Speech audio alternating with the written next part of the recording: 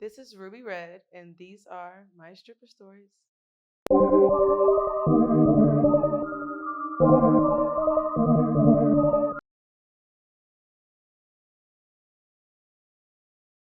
Ruby Red, welcome to Stripper Stories. Hello. Hey, how you doing? How you doing? It's great to be here. Um, so let's get a little background real quick. Where are you from? I'm from Houston, Texas. Okay, born and raised, huh? Born and raised, Acres home. Okay. Okay. Hell no. Get up out of here. Fucking heathen. It's all right. how was it growing up in Houston? Diverse. Very diverse. So moving anywhere else felt very odd. What is your nationality? Technically American, but if we talking like ethnicities and all Yeah, that, it's so much. Like, Shawty got a little Vietnamese, Shawty got some right, Mexican, Malian, Nigerian, yeah, a lot of things. French, Irish for sure. I mean, hello. So yeah, I got a lot of stuff in right. the mix. Because I was looking at you. I was just trying to classify you. I was like, man, she's a very pretty Ambiguous. girl. Thank you. Yeah, I just don't. But yeah, that makes a lot of sense. Um, how'd you get into dancing? My homegirl was doing it, and she was like wearing wigs doing it. So I'm like, ooh, that's really cool. I didn't have all these tattoos. I only had the one. So it's like, oh, no one knows who I am like that. So who cares? I'll just wear a wig and go. And then I went on my first night, no wig and shoes that were way too tight in this rinky dink club. And that's how it began. My sex work journey started 2 weeks after I turned 18. Right. Um, what was your favorite part about dancing? My favorite part about dancing was having my own schedule. Jeez. I don't like clocking in. Right.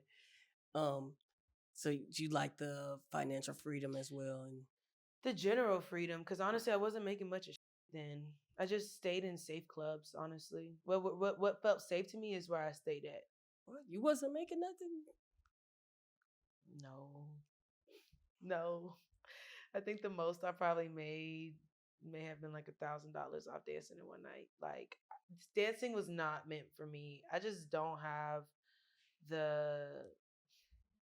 I have too much social anxiety for it. Like, look at somebody in their eyes in Mm. person. It was just like it was too much for me.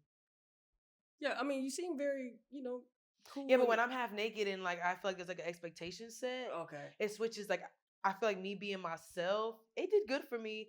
But like I said, I was working in like smaller clubs where like blue collar workers are coming at because the management there had my back. So if somebody was recording me, it was an automatic no. They thought I slapped somebody, they was about to kick him out. Like, there was no second guessing when it came to my safety, and going to like a bigger club just didn't seem worth the risk, Right. even though it would have been more money. Yeah. So did you work in a all black club, all white club? Hispanic. Oh, okay. Wow. Yeah. Okay. See, Primarily that's but it was a mix of people that came in there, right? Because I'm from right. Houston, Right. so it was a mix of people. But like the workers there, mainly Hispanic. You have the Cuban girls. Like, I was the youngest in that bitch. I was leaving high school and coming straight to the club from 2 to 9. I was Oh, at the club because I had credits, whatever. So yeah, 2 to 9. I was at the strip club because I had a curfew. so what's how old were you when you started dancing? 18. 18. Yeah, 2 weeks after I turned 18. Oh wow. You was actually in high school. Yeah, I danced while I was in high school for about 2-3 months, 2 months, 2.5 months. Mhm. What is your thoughts on tricks? I wouldn't be here right now if it wasn't for them. So appreciate it, appreciate it. Right. And who put you up on game? I would say some people tried, but they really didn't know what they was doing. Like, the girl who I rode with, she put me in spaces, really messed up spaces, and I ended up getting shot at in like a motel room. Like, the bullet landed like less than a foot away from me while I Okay. was sitting on the bed. Hold on. You got shot at. Yes. Okay. And Yeah. who shot at you? He's dead now. And why did he shoot at you? He crash dummy. Oh wow. Yeah, he wasn't even meaning to. It was an accident, but yeah, yeah. It's a different time in my life. Crazy. Mhm. Did you ever run into any pimps in Houston? My God. So When I went to school at UT in Austin, I got on dating apps. Mm. I saw this girl. I don't typically go for white women, but she had this red hair and like blue eyes, and she was tall. And then when you talk to her, she has like this super deep, like soulful ass voice. I was just so attracted to her. I love tall women, and she was tall, so I was just like, oh my god. So when I meet her for the first time, she comes to my dorm and she brings this guy, and I'm like, who the is this? But we're all hanging out. It's like a great vibe. Like I'm loving them. Like I love being with them. Like I almost feel like I'm in like the throuple I've always wanted. Like I love being with them. So like while she's working, me and him just chilling, or we all going to raves together in Austin, just having a ball. And then it just came to a point where it was like, so are you joining the team or what? Because that's her pimp. So I wanted to be with her and I wanted to protect her and I wanted to save her so bad that I was like, yes, I'm down. Mm. So he took me to go buy clothes, like $300 like worth of clothes with their money, of course. We come back to the room, they're pissed. They're like, what the you mean you bought all this shit and da da da da. So the day comes where I'm supposed to be working. Right. I'm in my dorm. Like I don't go to like a nice ass school. You know what I'm saying? So I'm in my dorm and I get in text like, say, you coming today, blah, blah, blah. And I'm talking to my homegirl and I'm like, this is what I'm gonna do. I'm gonna go. I'm gonna keep my word. I'm gonna go. And then the first trick I get, I'm just gonna tell him like, look, I really don't want to do this. Not really what I'm into. I'm just gonna talk to him about it. And she was like, how about you just don't go? And I'm like, oh my God. Who would have thought about that? But I think my thing was I didn't want to upset them. Like I didn't want to upset them. Like I sometimes you try to be so nice that you end up not being very nice. Cause it was inconsiderate of me to know I was never down to do nothing like that and I still went with it. So um People yeah. pleasing, kind of. People pleasing. Yes. Very much people pleasing. Yes. And so crazy thing, I'm gonna say this and then we'll move on, but I moved back to Houston during COVID and I was homeless. I was staying with my friend at the time, actually, the friend who put me on a stripping. I'm walking to the gas station because I had no car and I see old boy in the grocery store. And not the grocery store, the gas station. Now, the clerks here know me because I've been living there for a minute and I come get my cigars or whatever. So, first thing he says to me is, you lucky I'm having a good day today. And he just starts laughing. And I'm like, I'm texting my homegirl. I haven't even told her about this guy. So she's like, doesn't even, I'm like, he's here. He's here. And I said his name. And she was like, who are you talking about? And I'm like, oh my God. I'm like, I ain't got no car. He's in the car. They waiting outside. Like, they just waiting. They're yelling at the car. Like, it was insane. And funny enough, I seen him again when I was living in the burbs. And he said my government name and was like, hey, what's up? And I just like got in my car went about my business. So yeah, I mean that was the most ism I've had in my life. It's like I respect the game, but it could never be me. Like niggas don't make enough sense to be controlling everything I do and getting all my money. Yeah. You could have dated him, but all that paying him was was not what's up, right? That was Yeah, I would have basically dated both of them. And if you see this, I still love y'all. Y'all just a little crazy. Like I still love y'all, but lifestyle wasn't for me. Sorry I hold you. Sorry I took a whole bunch of Burlington pieces of clothing. Thank you. College me really needed it actually. So we're gonna chunk it to the game. yes. Right. Do you feel that every woman has a price?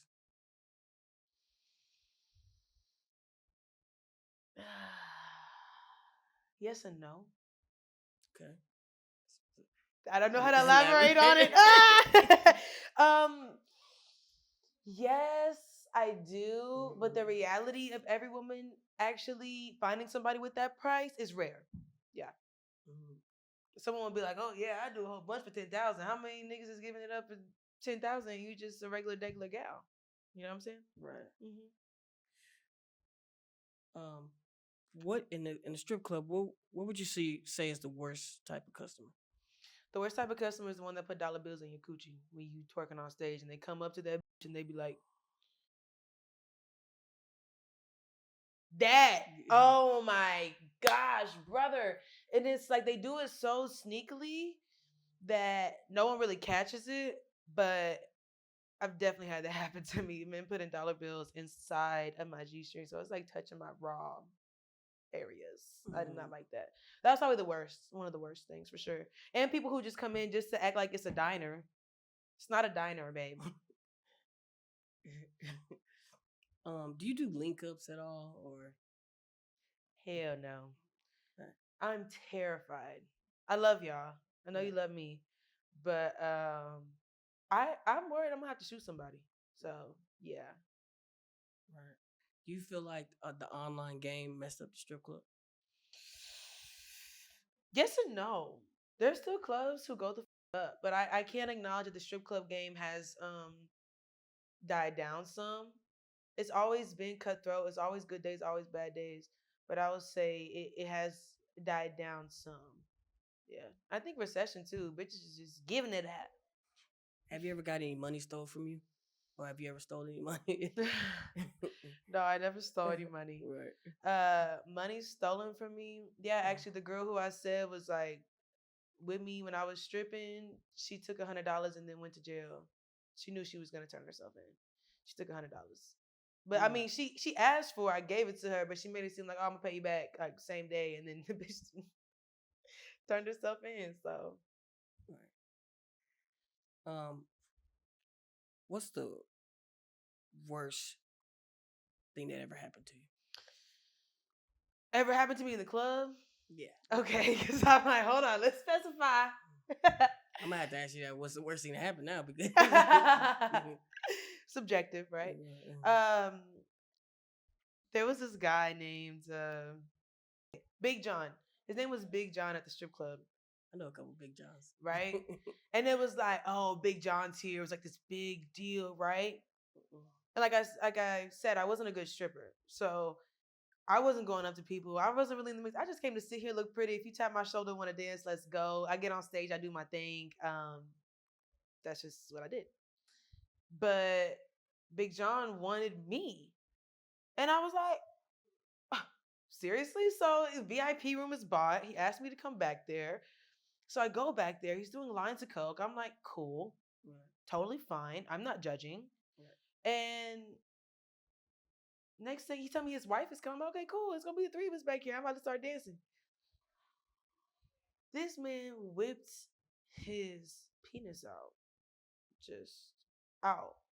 He was like, touch it, just touch it, touch it, and like you can barely understand what he's saying because he's so high. And I said, 1 second, I gotta use the restroom. And when I tell you I left that room and never went back, like, yeah. So he was probably up there high as fuck, tweaking, and baby, you called the wrong one. I see why Big John ain't never want me.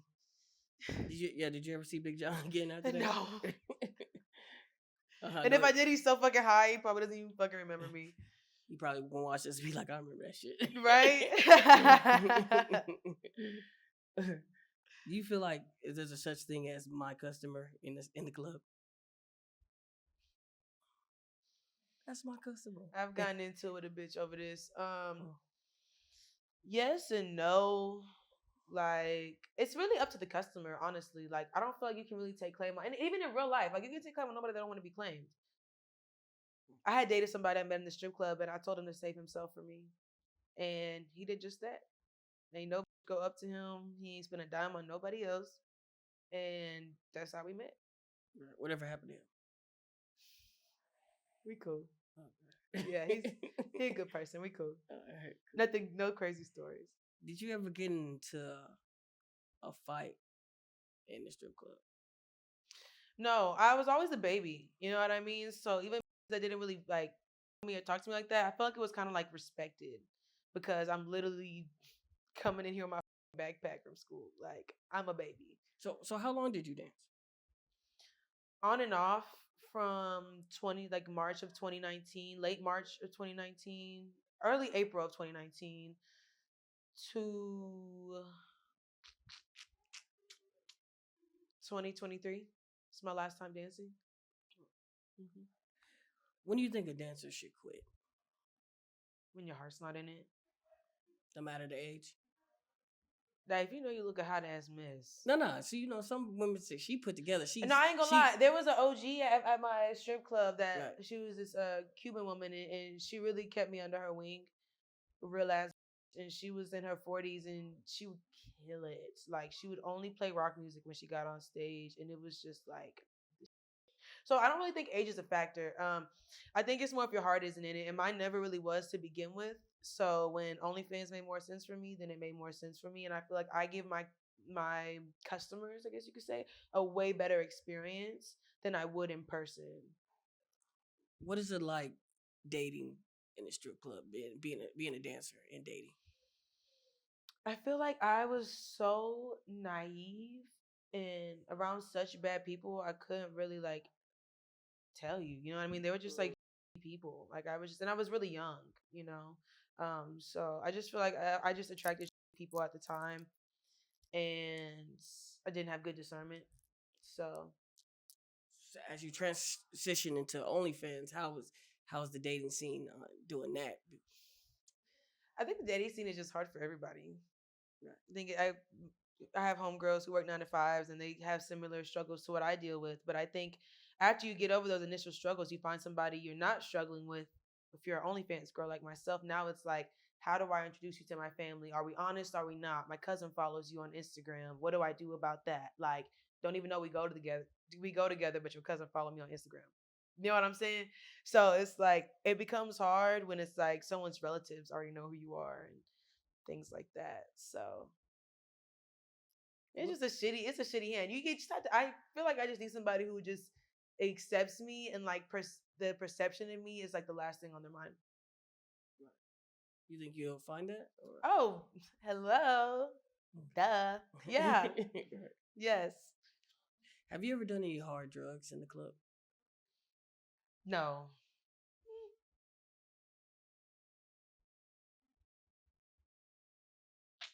There may have been a time it's like an XO or something, you know. But crazy enough, I wasn't allowed to drink at my club because I was underage. And you know, some clubs they just be like, yeah, whatever. No. I took one drink, one shot that a customer bought me. And this was like my general manager was like so racist. And people when I say that, they're like, girl, but you're pale as hell. No. If someone's racist, when they see me, they don't see white. They see black. So immediately, as soon as I took that shot, he was like, take another one and you're out of here. Mind you, I just put my homegirl on who was all the way Latina at this club.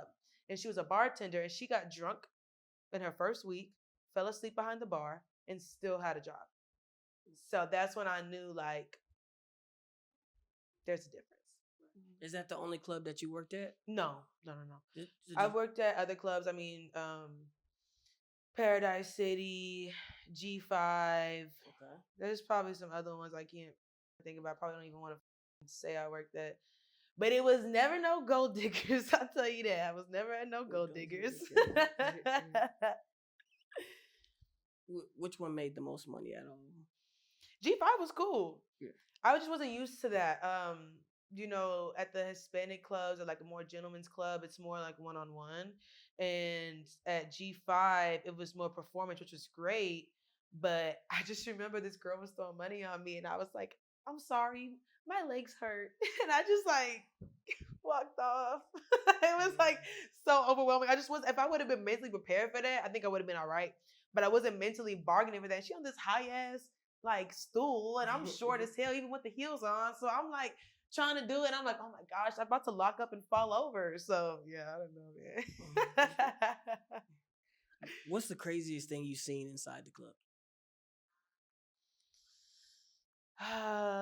The craziest thing I've seen inside the club is probably the way some men will get so plastered and have to get like thrown out that. That's been pretty crazy to see.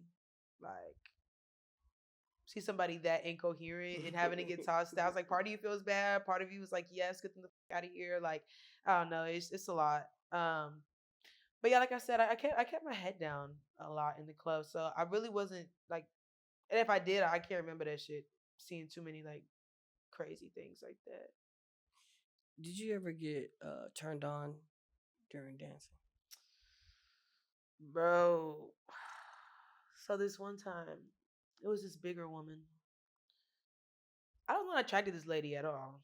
She's a cute girl. I wasn't attracted to her. And she asked me for a dance. And I did the dance. And I turned around and I straddled her with my top off. And she started sucking my bosoms. So that was that. She was sucking my bosoms and I liked it a lot. And mind you, we're in like a little cubicle, but we're in front of everybody. Like all there is like this slight panel between like each person sitting down.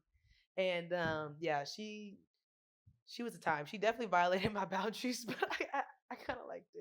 It was messed up. It was really messed up. It's crazy because you really remember that. I remember that. I can like feel her tongue as I'm talking. I'm like, oh my god. Ah, yes, that was nice. That was nice. It was not nice, but it was nice. And like I didn't get like I didn't try to stop her. I mean, everybody can see it, and I'm just like doing it. So yeah, She knows who she is. she knows who she is. Um, so you go to the club, right, and you see women. They make a lot of money, dancing. But then you go outside and there'll be like no cars outside, but there's like 100 women or 240 women working. Why do you think that is? They pimps be dropping them off. Especially like you gotta understand, like the club I went to, it was like so many girls and so I don't know what it is, like it was so many Cuban girls that kind of like stuck together and like had the same pimp and all the things. And I mean, don't get me wrong, they were some of the nicest to me. Some girls would say like, "Oh, the Cubans are so mean." They were like super nice to me, but yeah, they definitely had some ism behind them. That's why they're making all the money because they're going back there $40. Pinga, pinga, pinga. I had one girl tell me, "You help me with my English," and I'm like, "Help you with what, girl? I already know Spanish." So, but I still rocked with her though. But we were talking to a waitress. She was like, "You help me, and I help her, and you help, and pinga, pinga, pinga," and it was cool. So yeah, shout out to my Cubans. It seems like they're hiring anybody nowadays, right? At the strip club. I don't know if you've been in there lately, but It's been a minute. I got a strip club obsession, so I had to put myself on timeout. right. Yeah, because I will go and like spend $1,000 minimum, and like the most rankiest club. Like I have gone to Gold Diggers and Show Love. I have gone to it was a place called Passions out in Houston, and I was a damn near a regular at that bitch. Like, yeah. So I had to put myself on hold. But yeah, they do hire anybody, and honestly, I think it's cool. I mean, depending on what type of club you have, I mean, there's a taste for everybody there. What would you say is a dancer's worst fear? Getting their money stolen. I got my robe stolen while I was like performing on stage. None of y'all have robes on like me walking around that and you just hated a boss ass like me so bad. Y'all had to steal my robe while I was doing my thug dizzle on that. But that's okay. Bitch, take that robe. I didn't know how to wash it anyways. It has so many feathers. So it's fine. That's the only time I've really been like, yeah. If you could change any part of the game, what would it be? The way things are regulated. I feel like a lot of girls go to popping clubs, but they're not protected. So that's something I feel like should be better because I would have been at a more popping club if I felt safer there. But there was this one club called Eden. I think then it was like Bunnies or what the ever in Houston. It's like you just hear about how the girls will get talked to so crazy. And like, bitch, you're not my pimp, and I don't have a pimp, and I ain't desired no pimp, so I just can't. I just wasn't worth it to me. Speaking of not being protected, like if you walk outside and like someone from online sees you, how do you handle Oh, it's that? happened so many times. Right, I'm sure. So many times, especially because majority of my following is from the city where I'm from. So, you said, how do I handle it? Yeah, how do you handle it? People vibe. If I'm with a guy, they usually try to like just steer me away. But a lot of times, the people will hit me up after the fact and be like, "Oh, I saw you today." Yeah, your inbox. Yeah. How I handle it though, I mean, I keep it cool. Like you cool, I'm cool, we all cool. Come get a hug, take a picture, whatever you want to do. I actually go to places so people can meet me, like DreamCon, SumiCon. and things like that. So I like meeting people. I think it's just the fear of like, what is your notion of me, and what do you think you're going to be able to do by meeting me? Because my safety is like top priority. But it's so fun being able to meet my fans and just people that enjoy my craft for sure. What's the least amount of money you ever made in the club? At the strip club, Yeah. like $50. Right. No, it was actually 100 and something. But the club tip out was so high. It was like all my money. You gotta understand, even though I wasn't making that much money, I worked a lot of hours. Like I would work 12-hour shifts on like a regular basis. Cause I was homeless. Where else did I have to go? So I would work the club for 12 hours and then I would like live in a motel. And I'm in a motel, I ain't even turning tricks. I'm just living here, bitch. Right. It just seems like you're very pretty. Like Thank you. in it seems like someone would make sure that you were taken care of. So how do you not run into that? I mean, how do you turn that down? Um, you know, I don't feel like I ever turned it down. I don't feel like anybody was ever offering to take care of me the way I was looking to be taken care of, or how I felt like I could potentially take care of myself. Like being in such a rat race in my life, I tend to like forget. I've been trying to prioritize taking a second to like really sit back and think about where I was 6 years ago and be like, damn, like you really had nothing. Like I had nothing, and now I bought my first house at 24. So Yeah, you did that. thank you. What does that look like if someone was to take care of you? I had somebody want me to stop doing OnlyFans to be with them. I said you could give me $5,000 a month, and while I figure things out, that was like livable at the time. But now I have a mortgage and shit, so that's out the door. Right. And I don't think the problem is I don't want to depend on anybody. I don't want you to have that much power over me. And a big part of my self esteem, as up and as unhealthy as it sounds, comes from my accomplishments. So when you take that from me, I have nothing. So Hmm. Okay. you can tell me I'm pretty all day, but Yeah. like That. my own achievements is what really like fulfills me. Right. What happened to you that you felt that fulfilled you the most?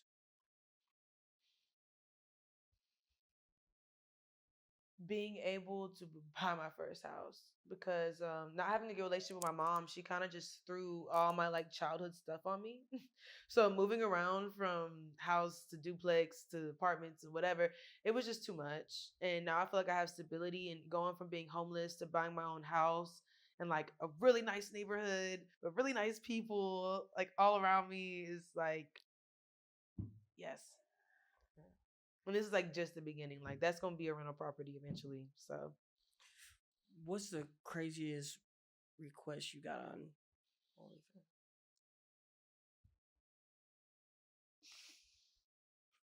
my God. I just talked about this actually.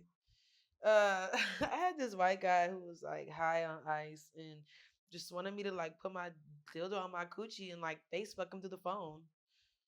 He was just like he liked being drained, that is like drained financially. So he just showed me his bank account was like $22 left, and he had already spent a whole bunch of money, and he sent that too. And now he's messaging me talking about he gonna take a loan out for me. I think that was one of the craziest. Outside like just nasty stuff, right? I get that all the time of like, oh, scat, that type of shit, whatever. But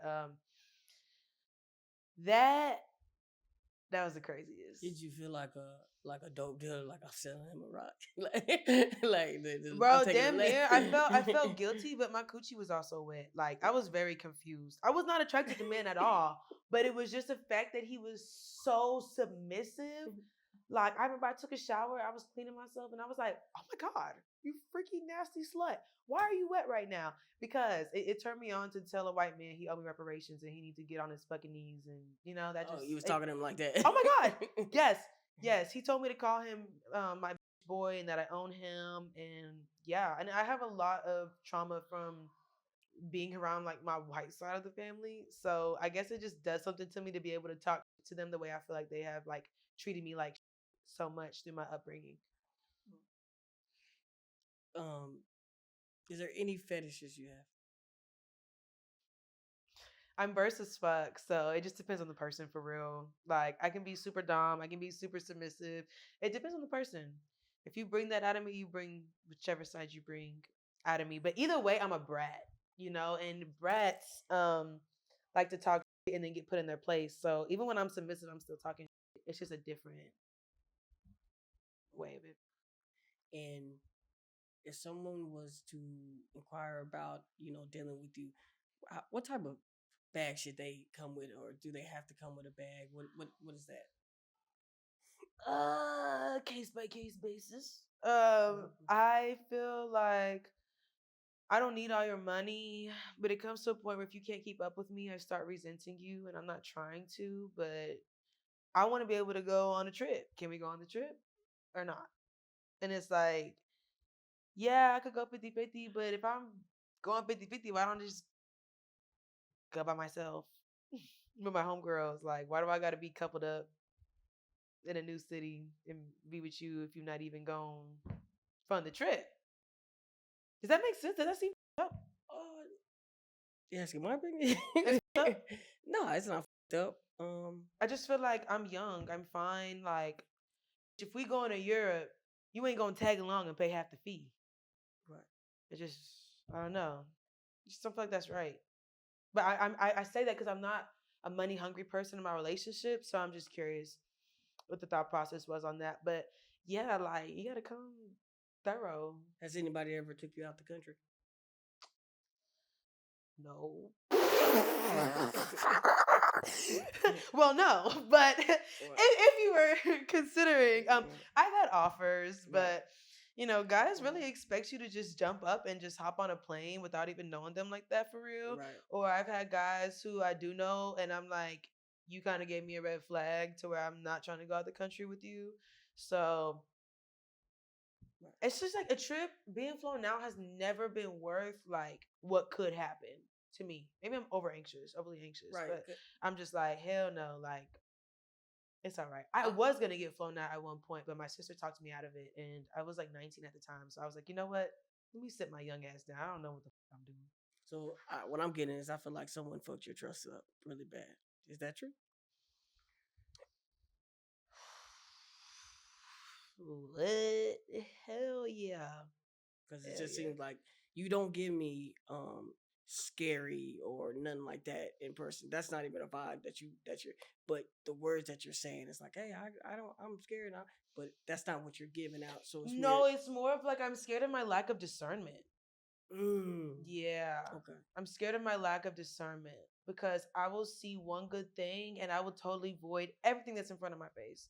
So, and the girl I didn't start, but I met her early on in my dancing experience. I actually hired her as my assistant and things started plummeting.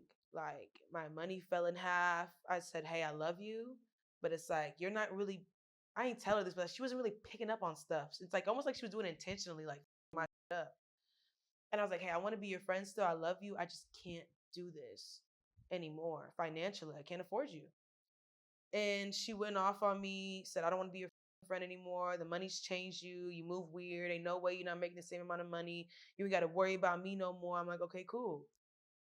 Logged into my Twitter, dropped my address, added everybody I'm in close communication with, told them a whole bunch of some people I lost, which is like you too, bitch, because he was already moving weird. And I peeped that shit. You think I ain't peep it, but I peeped it and I was gonna talk to you about it. But she did that, and now you feel like I'm wrong.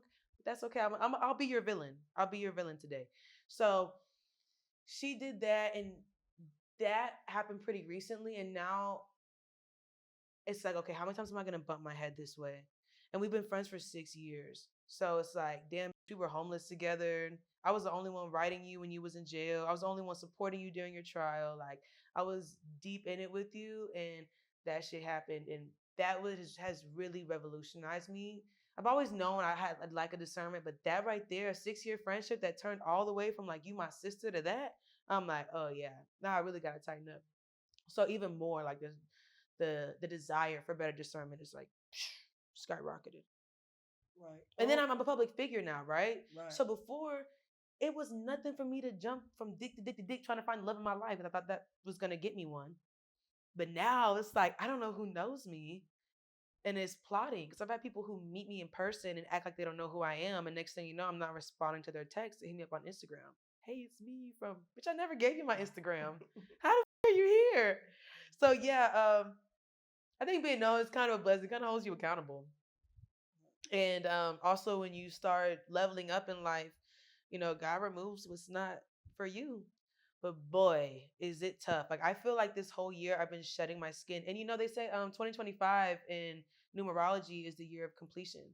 So it's like everything that's meant to end has ended and it's over.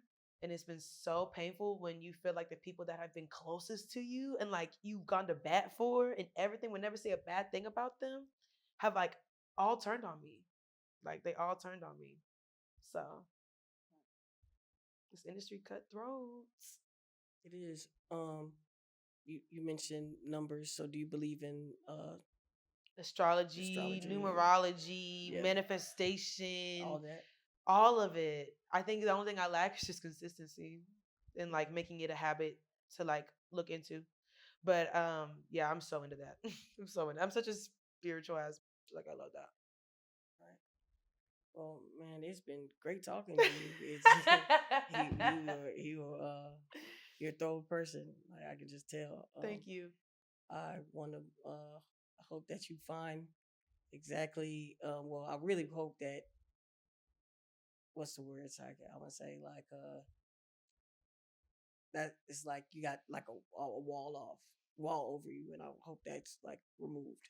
Yes, me too. Because I want to be back to myself. Right, But right now, it's like I think I have to come back to Jesus and like kind of hibernate and right. just reevaluate things. Because I think that what people fuck up at is like thinking it won't happen to you. And that's what I did. Hmm. So now it's like taking a step back and analyzing those relationships and what I missed. So hopefully by the time like my birthday come around, which is in March, I will be back to my normal stuff. Right now, it's just like, hold the up, what just happened? Right. But I think it'll, yeah, for sure. Well, I'm sure that the people that are watching this can relate to that. You know, it's gonna be somebody that's like, "Oh man, that's exactly happened to me." Right. But I hope so. you're pushing forward. You're doing your thing. You ain't missing a step. That person who did that weird to you, I'm sure she's super upset now because they didn't stop you. Oh, she gonna see it. Hey, girl. and Hey, girl. and man, again, I just thank you for coming through stripper stores. Yes, thank you for having me. I appreciate y'all.